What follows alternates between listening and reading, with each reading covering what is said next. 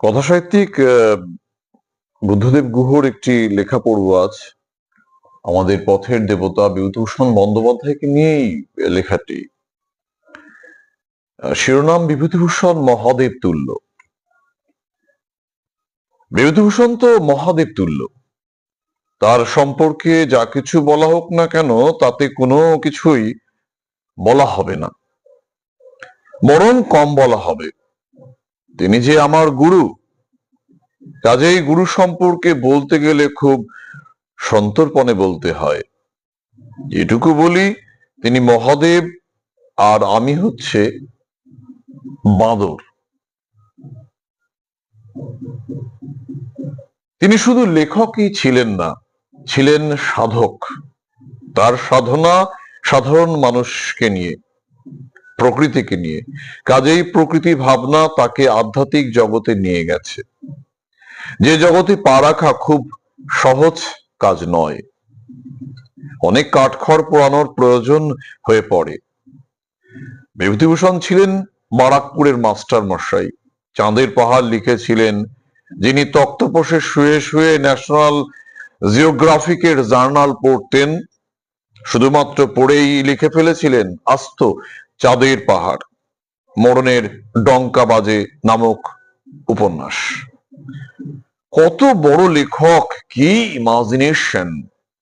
একটা মানুষ যিনি জীবনে আফ্রিকায় যাননি, কেবল জার্নাল পড়েই চাঁদের পাহাড় লিখেছেন। চাঁদের পাহাড় বিভূতিভূষণই লিখতে পারেন, আর কেউ নন। যার মধ্যে অপরিসীম ক্ষমতা বিরাজমান, এমন কল্পনা শক্তির আধার খুব কম লোকের মধ্যেই দেখা যায়। ওর লেখার মধ্যে যে শিষ্টাচার, সহমর্মিতা দেখেছি তা অন্য কোনো লেখকের মধ্যে পাওয়া দুষ্কর। তিনি মূলত তিন ধরনের উপন্যাস লিখেছেন: সামাজিক উপন্যাস, অরণ্য বিষয়ক উপন্যাস এবং আধ্যাত্মিক উপন্যাস। অরণ্য বিষয়ক উপন্যাস আরণ্যক। আরণ্যকের প্রত্যেকটি চরিত্র, যেমন দবরুপান্না, যুগল প্রসাদ, ভানুমতি, কুন্তী প্রমুখ, বিভূতিভূষণের নিজের হাতে গড়া মানুষ। মনুষ্যত্ববোধ কাকে বলে তা আরণ্যক পড়লেই জানা যাবে। আসলে বিভূতিভূষণকে জানলেই পরিষ্কার হয়ে যাবে। আর চারপাশ উপন্যাসের অনেক বিষয় বিভূতিভূষণের দেবযান উপন্যাসের সঙ্গে মেলে। অনেকে বিষয়টি মানতে নারাজ হতে পারেন, এর জন্য প্রাচীন শাস্ত্র জানা জরুরি। সেগুলি আমরা জানি না বলেই ব্যাপারগুলিকে তুচ্ছ জ্ঞান করে থাকি। উদাহরণ হিসাবে চাঁদের পাহাড়ের কথা বলা যেতে পারে। আফ্রিকাতে সত্যি একটা পাহাড় আছে, নাম মাউন্টেন অব দ্য মুন, যার অবস্থান ওয়েস্ট আফ্রিকায়। কি স্ট্রং ইমাজিনেশন থাকলে সেখানে না গিয়েও ওই রকম উপন্যাস লেখা যায়। মোদ্দা কথা, যাদের মনের পরিধি অসীম তাদের সব জায়গায় পায়ে হেঁটে যাওয়ার দরকার হয় না।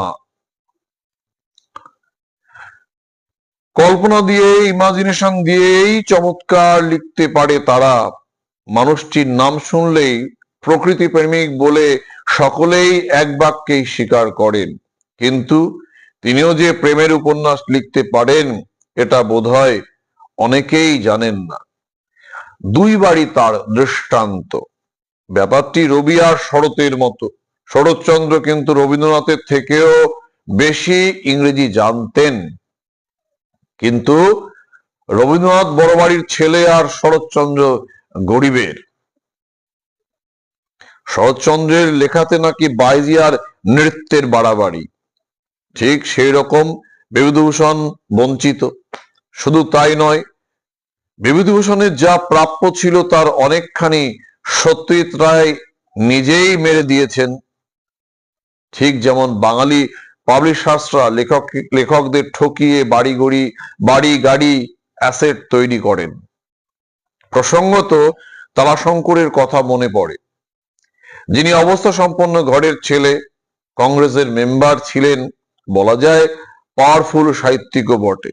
ছোট্ট ঘটনার অবতারণা প্রয়োজন, একদিন পাবলিশার্স এর ওখানে বিভূতিভূষণের সঙ্গে দেখা। ভোজন রসিক বিভূতিভূষণকে তারাশঙ্কর নিমন্ত্রণ করেছিলেন দুপুরের মাঝ ভাতে। খাওয়া শেষে বিভূতিভূষণকে তারাশঙ্করের কাছ থেকে শুনতে হলো, দেশে দ্বিতীয় বিশ্বযুদ্ধের মতো ঘটনা ঘটে যাওয়ার পরেও তার কলমের ডগা থেকে কিছু বের হলো না। আশ্চর্য হয়ে সমসাময়িক সমসাময়িক সাহিত্য বিশারদ কালিদাস সাহেবের কাছে বিভূতিভূষণ পৌঁছে গেলেন। সব কথা শোনার পর কালিদাস সাহেব যা বলেছিলেন তা ইতিহাসের পাতায় স্বর্ণাক্ষরে লেখা থাকবে। কি বলেছিলেন? তারাশঙ্কর মা সরস্বতীর গা সোনার অলংকারে ভরে দিয়েছেন, তুমি তো হীরের নাকছাবি দিয়েছ। এরকম হীরের নাকছাবি দেওয়া সাহিত্যিক কজন আছেন? দাঙ্গা মারামারি কাটাকাটি সব সময় থাকে, কিন্তু তিনি সত্যি সুন্দরের পূজারী। চাঁদনি রাতে ঘেঁটু ফুলের যে বর্ণনা দিয়েছেন তা অসাধারণ। এই যে বোধ, ঈশ্বর বিশ্বাস, এইসব তো এমনি এমনি হয় না, অনেক সাধনার ফসল। তা না হলে বিভূতিভূষণ বন্দ্যোপাধ্যায় হতে পারতেন না। হয়তো রোজ রোজ অনেক সাহিত্যিক আসবেন যাবেন, কিন্তু বিভূতিভূষণ রোজ রোজ আসবেন না।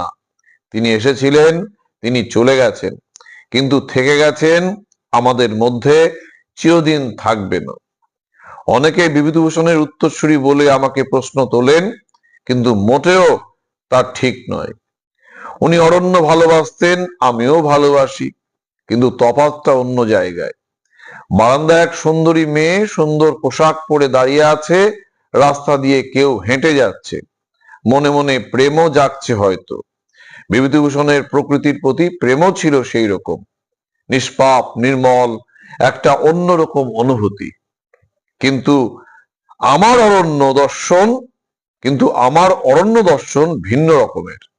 অরণ্যকে দেখেছি একটি মেয়ের সঙ্গে শোয়ার পর, তাকে যেমন ভাবে জানা যায় সেই রকম দেখেছি। হাতের আঙুলগুলো এমন জায়গায় পৌঁছে গিয়েছে যেখানে বিভূতিভূষণ পৌঁছাতে পারতেন না, কারণ বিভূতিভূষণ বন্দ্যোপাধ্যায়। বুদ্ধদেব গুহ এখানে কতগুলি কথা স্পষ্ট করে বলেছেন।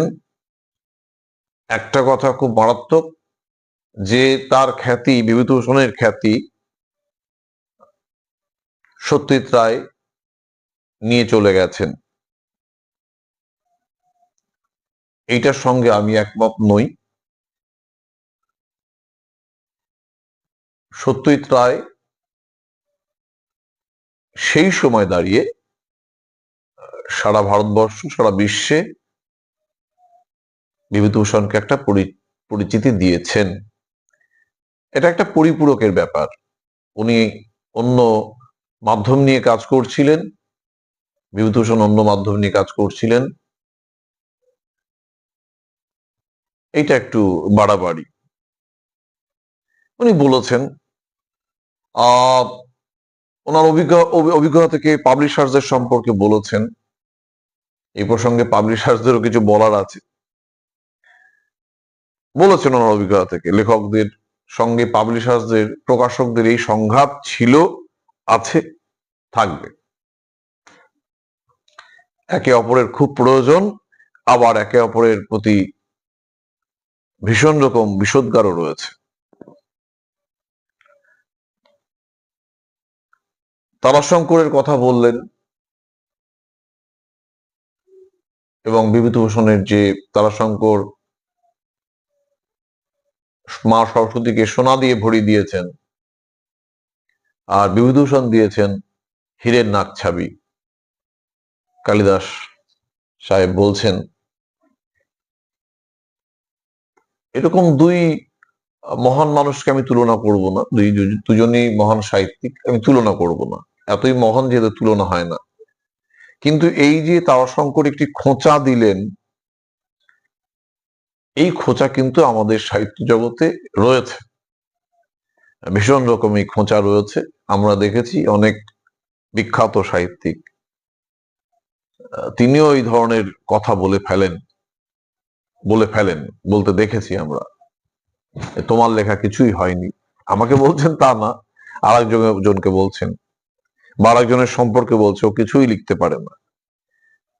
আসলে সেও লিখতে পারে, এও লিখতে পারে, সেও লিখতে পারে, এও লিখতে পারে, কিন্তু সে একটা মতামত দিয়ে দিল, এরকম দেয়। মানুষের মুখ রয়েছে, ফলে সে অনবরত বলতে চায়, তার চেতনে অবচেতনে এই ধরনের কথা জাগে, একটু দমিয়ে রাখতে চায়। আহ, তো তারা সংকট করেছেন এটা, যে কেন লেখেননি। নিজের সঙ্গে যখন তুলনা এলো তখন তো বললেন যে আমি প্রকৃতিকে অন্যভাবে দেখেছি, একদম স্পষ্ট ভাষায় বলেছেন এখানে, যে আমার সঙ্গে তুলনা হয় না, আমি বাঁদর। এখন উনি বাঁদর কিনা সেটা পাঠকরা ঠিক করবেন। বিভূতিভূষণ গুরু হলে আমি বাঁদর, বিভূতিভূষণকে গুরু বলেছেন, উনি মহাদেব হলে আমি বাঁদর।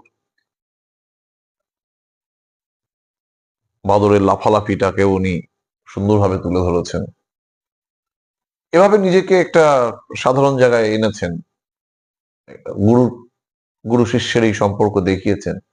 এবং একটি জায়গায় উনি স্পষ্ট করে দিয়েছেন যে তার প্রকৃতি প্রেম ছিল নিষ্পাপ। আমার কি, আমি প্রকৃতিকে দেখেছি একটি মেয়ের সঙ্গে শোয়ার পর, তার সঙ্গে যৌনতা, তার সঙ্গে সম্ভোগ করার পর, এবং আমার হাতের আঙুলগুলো এমন জায়গায় পৌঁছে গেছে যেখানে বিভূতিভূষণের পৌঁছতো না। লেখার মধ্যে আমরা দেখেছি যে তার আঙুলগুলো কোথায় পৌঁছে গেছে, কারণ বিভূতিভূষণ বুদ্ধদেব গুহ তার মতো করে বলেছেন, স্পষ্ট ভাবে বলেছেন কিছু কথা, আমরা সেগুলো মানতেও পারি, নাও মানতে পারি, কিন্তু এই ধরনের কথা আসবেই। আজ এই পর্যন্ত।